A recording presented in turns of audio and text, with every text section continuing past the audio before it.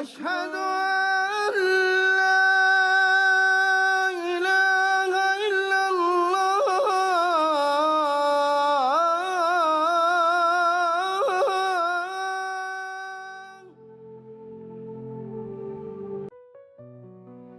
My name is Marvin Anjo Temple. After I embraced Islam, I changed my name to Mohamed Bilal. I am 22 years old. I am from the beautiful country of Belize City. The town that I live in is Corozal town. And also, I have embraced Islam for 7 years now, approximately.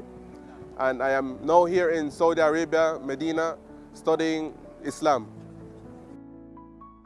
So I would say that Islam, it is submission to Allah subhanahu wa ta'ala. I would say submission. Submission to the Most High, to Allah subhanahu wa ta'ala. And this is Islam in its own essence. If you look at it, submission to who? To Allah subhanahu wa ta'ala. So we have been created for one purpose, and that is to worship Allah subhanahu wa ta'ala, to worship the one who created us. So the only way we could do this is by submitting to Him. So when you submit, this is Islam. My life before Islam, I was just a normal person. I was living a normal life like how everyone would be living their life, not worrying about the hereafter. I was just partying, going out with my friends. I would stay out late at night, late hours. I wouldn't return to my house until it was probably 5 a.m. in the morning. And this was how I was living my life before Islam. I was going to primary schools, and I used to give a lot of trouble. I gave so much trouble that I got transferred to 3 different primary schools because even the teachers, they didn't like me. I break the church windows. I don't listen to the teachers. The teachers kick me out of the class. They don't like my behavior. They say probably if they transfer me to a next school, they say that I would probably do more better in life.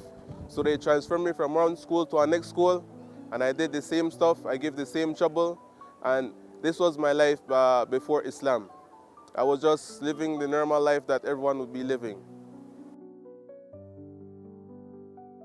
My Islamic story, I was just living a normal 24/7 job, and I used to work as well, and I just live a life normal. So one day in my country, they have Muslims there. This brother, he's from Pakistan, and every day I used to see him. He prays a lot, he stands up, he goes on the ground, and these things, they were not normal to me. I didn't know about these stuff. So one day I decided to go and talk to him. This man, he's not a rich man. So I don't know, I thought this guy, he was a terrorist or something. Based on the media, the social media and this stuff. Because I have saw some of the stuff that he was doing, and I saw some of the stuff on the social media and this stuff, and the way how the social media portray these guys like they are terrorists.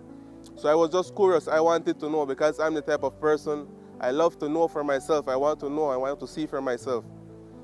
So one day was a Thursday. I went to this brother. He was doing the normal stuff again. He was praying, standing up and this stuff. I went to him, and after he finished praying, I spoke to him. I asked him, what are you doing? What is this? What is the name of this that you're doing? He looked at me and smiled, and I sat in his shop, and he started explaining to me Islam. This was a new terminology for me. I thought it was something that deals with magic, black magic, and obi and this stuff. So he explained to me what is Islam, how many times they pray for the day, and he gave me a well-grounded definition of what is Islam. I didn't know that Islam was a religion. I thought only Christianity and the Judaism exists. So Islam was new to me at that point. So I sat in his shop for about 2 hours, and he explained to me the basis of Islam and this stuff. And after we finished speaking, he gave me 3 books. And one of these books, it talks about the Islam verses in Islam and the Quran, and also it talks about the book from the Christians. Because before I came into Islam, I was also reading the Bible as well. I was practicing Christianity, but not much. So I knew about Christianity. So the book that he gave me, it speaks about Islam and verses in Christianity as well from the Bible. And when I read this book, it was so amazing to me.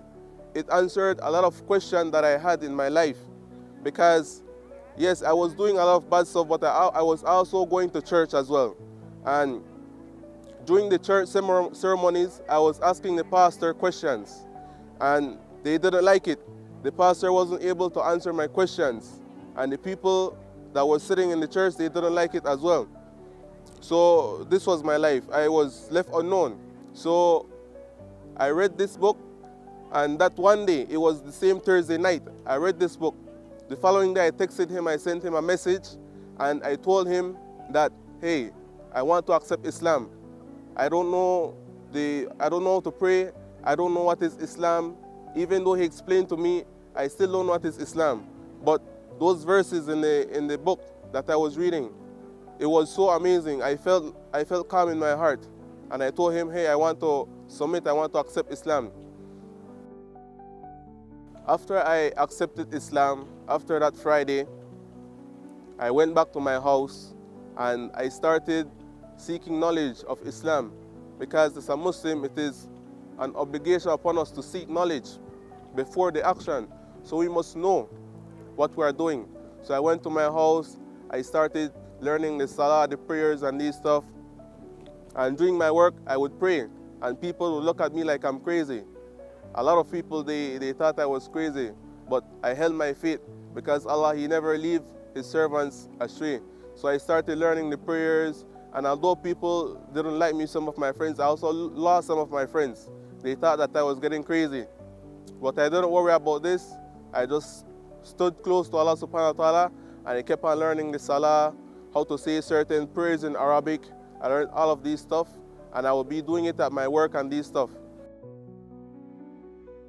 When we arrived to Mecca, it was night. We put our stuff in the hotel, our bags, everything, and we were in our ihram, and we went to Mecca. The brother explained to us what we need to do, what are the things we should not do, and all of this stuff, because it was new to me. I've never been to Mecca. So we went and we walked to the Kaaba. I prayed to Allah subhanahu wa ta'ala, and I asked Allah to make me, whenever I pray to Allah, that He answer all of my prayers. This was the first prayer that I made when I saw the Kaaba. I asked Allah, oh Allah, whatever dua I make, please answer all of my dua. And subhanallah, like I wanted to walk towards the Kaaba, I wanted to do the Kawaf, and I could not have walked around the Kaaba because I was so weak in my legs. So I stood there for a moment and I just gazed at the Kaaba. It was so amazing. It was very beautiful. My plans, inshallah, if Allah makes everything possible for me, I want to study. I want to learn as much knowledge as I can. I want to equip myself with proper Islamic knowledge and also rectify my intention, because this is very important. I'm doing this only for the sake of Allah subhanahu wa ta'ala, not to get fame from no one. This is only for the sake. I want to work for Allah subhanahu wa ta'ala. So after gaining knowledge and equipping myself, I want to go back to my country and build a masjid. And I want to build schools and teach the people about Islam. I want to bring them closer to Islam, because in my country, the people, they are lost. And also all around the world. People, they are in need of Islam.